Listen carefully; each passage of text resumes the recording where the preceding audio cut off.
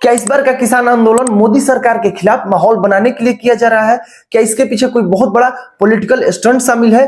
क्योंकि कुछ ही दिनों के अंदर लोकसभा के चुनाव भी होने वाले हैं और सारी विपक्ष की पार्टियां खुलकर इस आंदोलन का समर्थन भी कर रही हैं। इसमें खालिस्तानी तत्व भी जुड़े हुए हैं। अमृतपाल की है तो वहीं तीसरी तस्वीर भिंडरावाले की है।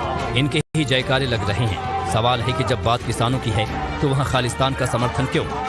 और सबसे इंपॉर्टेंट बात कि जो किसानों की मांग है वो क्या उचित भी है?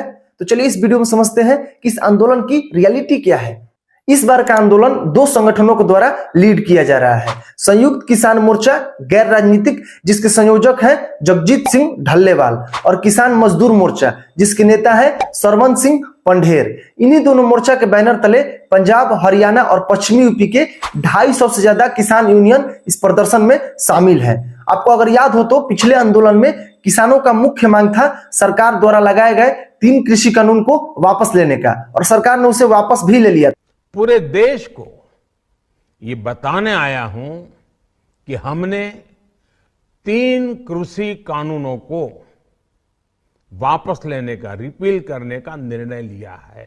लेकिन इस बार किसान अलग अलग मांगों के साथ रोड पे उतरे हुए हैं। जैसे स्वामीनाथन आयोग की रिपोर्ट के अनुसार एमएसपी के ऊपर एक कानून बनाया जाए, देश के सभी किसानों का कर्ज माफ किया जाए, 58 साल से ज्यादा उम्र वाले किसानों को पेंशन दिया जाए, मनरेगा में 200 दिनों का रोजगार और 700 रुपए मजदूरी दी जाए, लखीमपुर खीरी कांड में जितने आरोपी थे उनको सजा दिया जाए, किसानों को मुआवजा और नौकरी भी दिया जाए।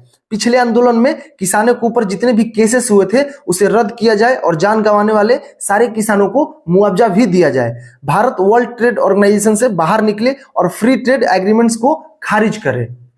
किसानों के सारे डिमांड्स में से कुछ ऐसे डिमांड्स भी हैं जिसे गवर्नमेंट चाह के भी पूरा नहीं कर सकती है, जैसे एमएसपी के ऊपर कानून बनाना। एमएसपी यानी मिनिमम सपोर्ट प्राइस। ये फसलों का एक गारंटीड प्राइस होता है जिसे सरकार ही तय करती है, और उसी तय प्राइस के ऊपर किसानों से उनका अनाज भी खरीदती है, चाहे उस अनाज का मार्केट में भाव कम ही क्यों ना हो। इससे किसानों को होने वाले नुकसान से बचाया जाता है, क्योंकि कभी कभी फसलों का उत्पादन बहुत ज्यादा हो जाता है और मार्केट में उसका रेट बहुत कम हो जाता है। इससे किसानों को बहुत ज्यादा नुकसान हो जाता है। आपको बता दें कि सरकार साल भर में 2 बार एमएसपी का ऐलान करती है, एक बार रबी सीजन की बुआई से पहले और एक बार खरीफ सीजन की बुआई से पहले। और इसे तय करने के लिए एक सरकारी आयोग है जिसका नाम CACP है, commission for agricultural cost and price. फिलहाल गवर्नमेंट मात्र 23 फसलों के ऊपर ही एमएसपी देती है, जैसे कि धान, गेहूं, जौ, बाजरा, मूंग, मसूर, चना, सोयाबीन और भी बहुत सारे फसलें हैं। लेकिन यहाँ पर एक सवाल ये उठता है कि जब किसानों को फसलों के ऊपर एमएसपी मिल ही रही है तो वो उसके ऊपर कानून बनाने के लिए क्यों बोल रहे हैं? तो आपको बता दें कि जो एमएसपी है वो फिलहाल एक नियम है, कोई कानून नहीं है। सरकार इसे आगे चल के रद्द भी कर सकती है, लेकिन जब इसके ऊपर कानून बन जाएगा तो ये एक लीगल गारंटी हो जाएगा और सरकार की मजबूरी हो जाएगी एमएसपी को लागू करना, और किसानों को एक लीगल अधिकार भी मिल जाएगा। वो इसके खिलाफ कोर्ट में जाकर केस भी कर सकते हैं अगर उन्हें एमएसपी नहीं मिलती है तो।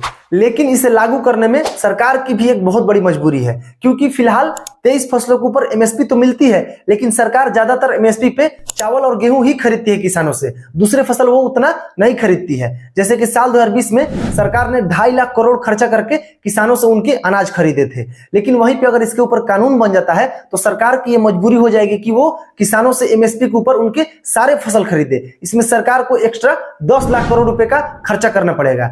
इसके बाद किसान कर्ज माफी के लिए भी बोल रहे हैं। तो आपको बता दें कि साल 2020 में ये पता चला था कि किसानों के ऊपर 17 लाख करोड़ रुपए का कर्ज है। वहीं पे किसान हर माह 10,000 रुपए का पेंशन भी बोल रहे हैं। इसमें भी सरकार का 1 लाख करोड़ रुपए का खर्च आ सकता है।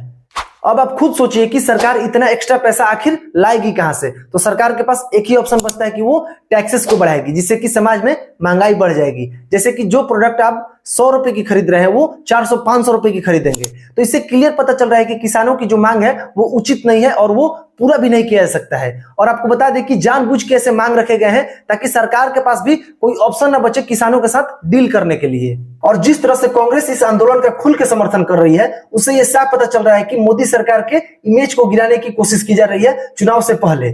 और इसका सबसे बड़ा एग्जांपल यह है कि राहुल गांधी ने अपने ट्विटर पे यह पोस्ट किया कि अगर कांग्रेस की गवर्नमेंट आती है तो वो किसानों को एमएसपी की गारंटी देंगे, जबकि उन्हें पता है कि सरकार इतना बड़ा खर्च नहीं उठा सकती है। यहाँ पे मैं राहुल गांधी से एक ही सवाल पूछना चाहूंगा कि अगर वो किसानों को एमएसपी की गारंटी देना चाहते हैं तो वो पहले अपने राज्यों में दे जहां पे उनकी सरकारें हैं कांग्रेस की, जैसे कि हिमाचल, कर्नाटक, तेलंगाना, वहां पे वो किसानों को एमएसपी क्यों नहीं दे रहे हैं? लेकिन मुझे पता है कि वो एमएसपी वहां पे नहीं देंगे, बस वो किसानों को भरमार रहे हैं मोदी सरकार के खिलाफ। और किसान आंदोलन का एक और बहुत बड़ा सच ये है कि वो सारे देश के किसानों को रिप्रेजेंट नहीं कर रहे हैं, बल्कि आंदोलन में केवल बहुत बड़े बड़े किसान ही शामिल है, पंजाब और हरियाणा के। तो दोस्तों, अगर इंफॉर्मेशन अच्छा लगा हो तो एक लाइक कीजिएगा, चैनल को सब्सक्राइब कीजिएगा। तब तक के लिए धन्यवाद।